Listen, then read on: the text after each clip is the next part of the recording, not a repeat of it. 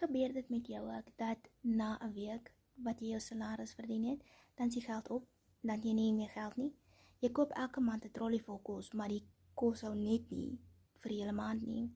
Wel, ek weet hoe jy voel. Ek het 'n R5.000 verdien, en dit was eintlik vir my soos 'n R500. Of dit is die waarde wat 'n R5.000 in vandag se lewe beteken.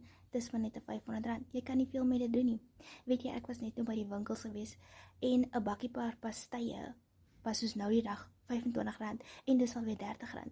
Ek meen, jy kom by McDonald's, jy koop 'n Big Mac meal, dis R60. As jy weer daar kom, dan is dit so R70. Die lewenskostes styg net, en die salarisse bly dieselfde.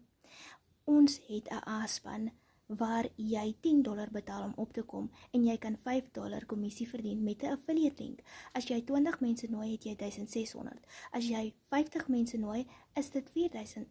As jy 100 mense nooi, is dit 8.000. Wat kan jy nie met die R8.000 doen nie? Wanneer die kos min word, of wanneer jou geldjie skraps raak, dan kan jy hierdie gebruik, hierdie R8.000 wat jy elke maand bykry, kan jy help om kos vir jou te koop, of dalk ietsie wat jy moes betaal het, wat jy nog nie kans gekry het om te kan betaal nie, kan jy betaal.